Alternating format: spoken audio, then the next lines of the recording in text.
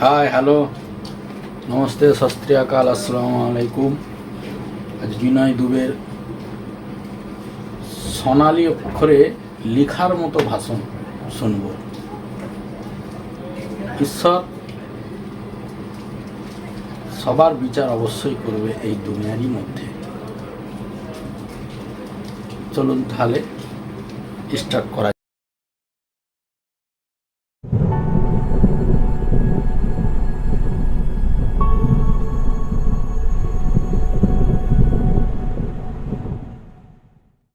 नमस्कार दोस्तों, मैं विनय दुबे मुंबई से। 6 दिसंबर 1992 वो दिन जो किसी के लिए शौर्य दिवस है, किसी के लिए काला दिवस। लेकिन इस दोनों दिवसों के बीच में कहीं ना कहीं अगर एक चीज़ गुम है तो वो है इंसानियत। मैं बात कर रहा हूँ आज बाबरी विध्वंस कांड, अयोध्या जन्मभूमि विवाद को लेकर।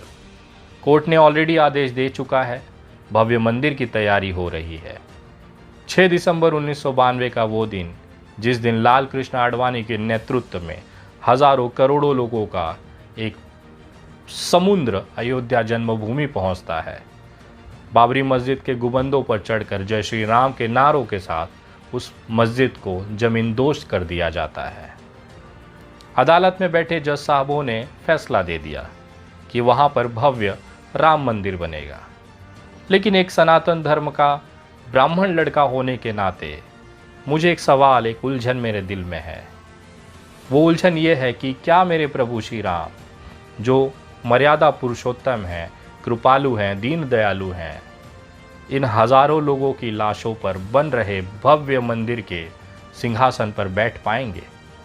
क्या उनका हृदय इस बात की गवाही देगा कि इतने लोगों की लाशों पर बनने वाले इस मंदिर में वो बैठकर हमारे जो भक्त हैं उनको आशीर्वाद देंगे? क्योंकि जब बचपन में मैं प्रभु श्री राम को जानता था, वो प्रभु श्री राम आज के मेरे प्रभु श्री राम से एकदम अलग क्यों हैं? जब बचपन में मेरे दादा मुझे रामायण बिठाकर जब समझाते थे, मुझे एक वाक़या उसमें याद है। इससे आपको पता चलेगा कि मेरे प्रभु श्री राम का कद, उनका व्यक्तित्व कैसा रहा है। जब रावण माता सीता को हरते हुए अपने पुष्पक विमान से लंका की तरफ बढ़ रहा था, तो जटायु नाम के एक पक्षी ने उनका रास्ता रोका। माता सीता की रक्षा के लिए रावण से लड़ा। रावण ने अपनी तलवार से जटायु के दोनों पर काट दिए। जटायु लहूलुहान होकर जमीन पर गिर पड़ा। बहुत दिनों बाद जब प्रभु श्री राम उस रास्ते से गुजरे, जटायु से उनकी मुलाकात हुई। जटायु ने पूरा हाल उन्हें बताया और प्रभु श्री राम के आंखों में आंसू थे। वो प्रभु श्री राम जो कृपालु हैं, दीन दयालु हैं, जिनको एक पक्षी के शरीर से निकलते हुए खून के एक बूंद की तड़प को महसूस कर लिया। हजारों लोगों की लाशों पर बन रहे इस भव्य मंदिर को क्या वो महसूस नहीं कर सकते? एक पक्षी जो मांस खाता है, जटायु जिन्होंने माता सीता की रक्षा के लिए अपने प्राणों की आहुति दे दी, उस पक्षी के लिए भी प्रभु श्री राम के अंदर इतनी करुणा थी, इतनी माया था कि उनके आंखों से आंसू निकल गए। जो साक्षात भगवान के अवतार रहे हैं, वो एक पक्षी के लिए रो रहे थे। अपने हाथों से जटायु का अंतिम संस्कार किया। जिस अंतिम संस्कार के लिए बड़े बड़े योगी तपस्या कर कर भी वो सौभाग्य न पा सके, जटायु अपने खून के बलिदान से वो सौभाग्य प्रभु श्री राम के हाथों से पाए। मैं जब उन प्रभु श्री राम को देखता हूँ और आज के भारतीय जनता पार्टी के प्रभु श्री राम से जब मैं रूबरू होता हूँ, तो बहुत उलझन होती है। क्या वाकई में भारतीय जनता पार्टी के द्वारा बनाए गए प्रभु श्री राम का व्यक्तित्व इतना छोटा है कि हजारों लोगों की लाशों पर भी उनके आंखों में आंसू नहीं आए?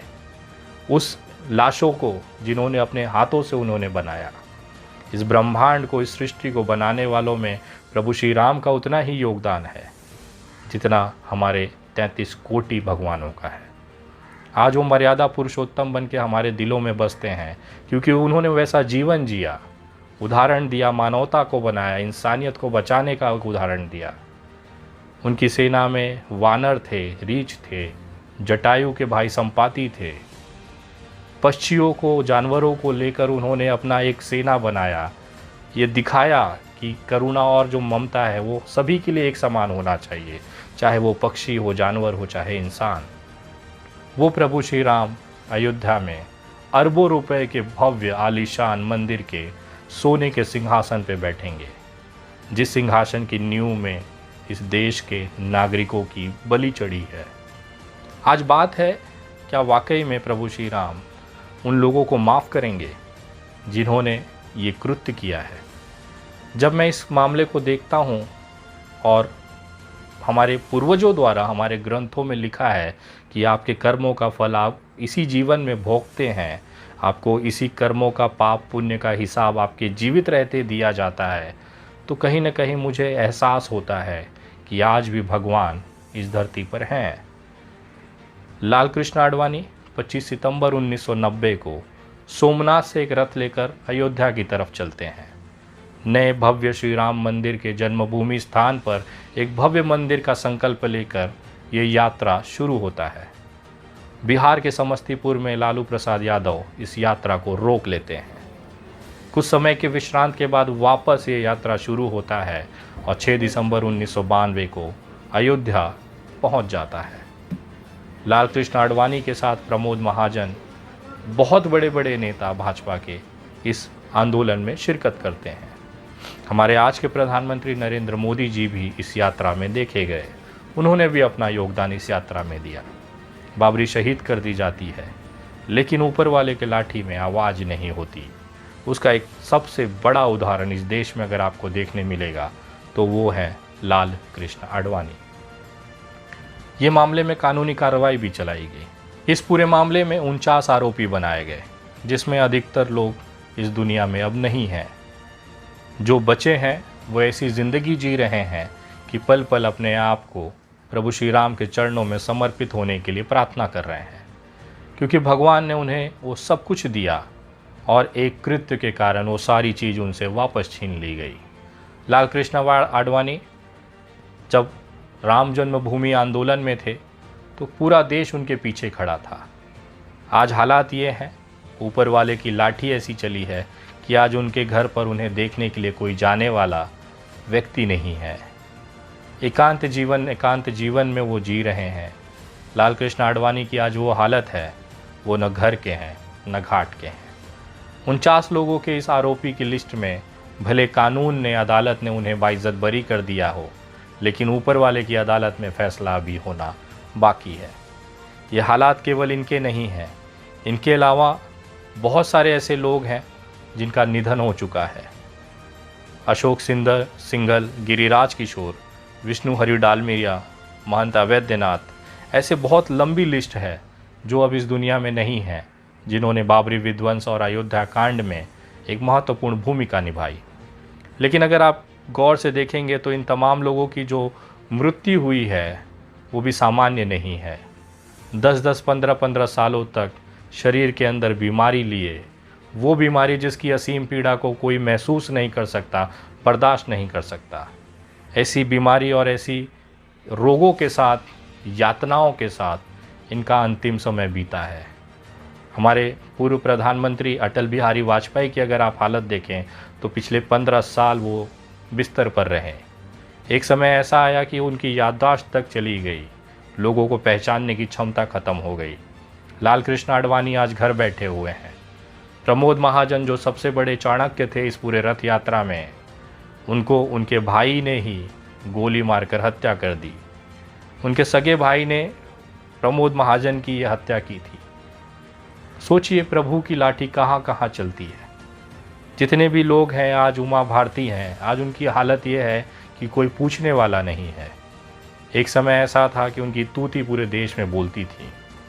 आज वो अपने ही पार्टी के अंदर ऐसे बगल में बिठा दी गई हैं जिनका कोई वजूद नहीं बनता है।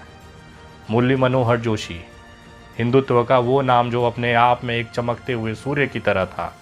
बनारस जहाँ से हमारे प्रधानमंत्री नरेंद्र मोदी जी चुनकर आते हैं, वो गढ़ हुआ करता था मुरली मनोहर जोशी का। लोगों ने ये मान लिया था कि जब तक मुरली मनोहर जोशी की सांसें चलेंगी बनारस उनका है। लेकिन आज हालात ये हैं कि 548 संसदीय क्षेत्र के इस पूरे भारत में मुरली मनोहर जोशी के लिए एक सीट नहीं मिल पा रही है जहां से वो चुनाव लड़के संसद जा सकें। पार्टी में वो हालत है कि कोई पूछने वाला नहीं है।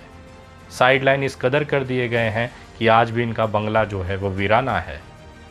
किसी समय करोड़ों लोगों के हृदय सम्राट हुआ करते थे लाल कृष्ण आडवाणी, मुरली मनोहर जोशी, प्रमोद महाजन, उमा भारती, अटल बिहारी वाजपेयी।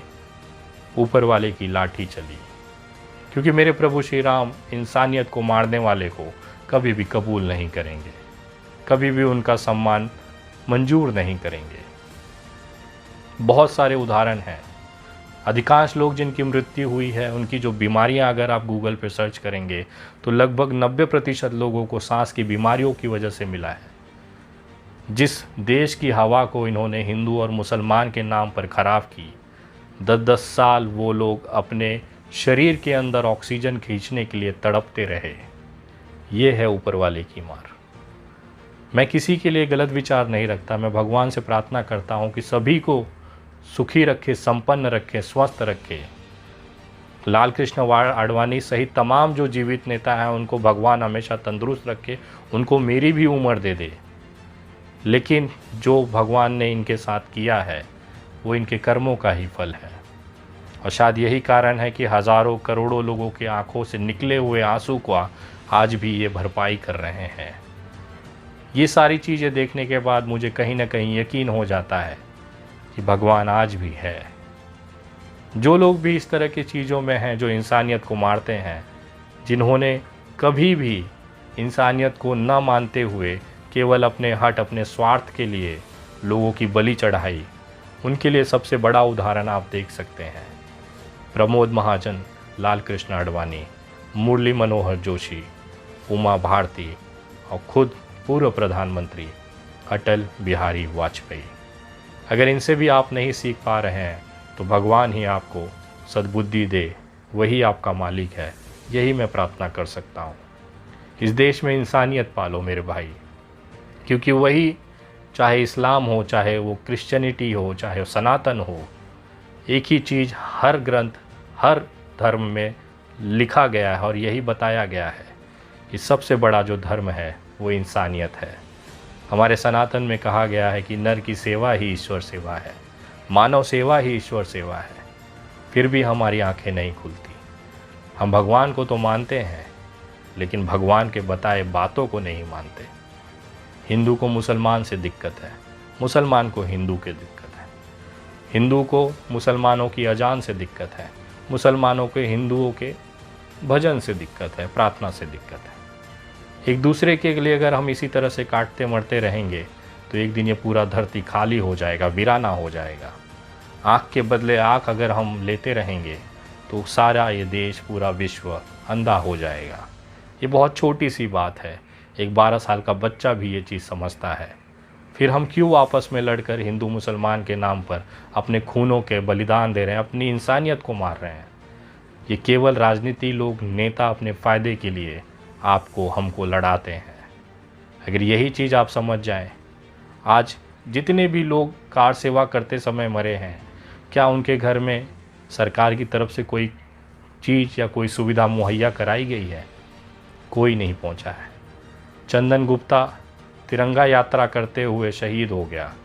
ज़रा पूछिए उसके माँ बाप से कि क्या कोई सरकार ने उसे आकर मदद किया है? उत्तर प्रदेश में हिंदुत्व की सरकार, खुद योगी जी उसका ध्वज पताका लेकर आगे चल रहे हैं। गर्व है वहाँ के लोगों को अपने योगी आदित्यनाथ पर। उन्हीं योगी आदित्यनाथ के घर में चंदन गुप्ता, उनकी माँ, उनके बाप, उनकी बहन आज भी रो रही है कि जिस सरकार के लिए उसने अपने बच्चों को खोया है, आज वो सरकार उनको पूछार नहीं कर रही है, कोई पूछताछ नहीं कर रही है। तो किस लिए अपने जिंदगी का आप बलिदान दे रहे हैं? अभी भी समय है, आंखें खोलिए, वरना लाल कृष्ण आडवाणी होते देर नहीं लगेगी। जय हिंद, जय महाराष्ट्र।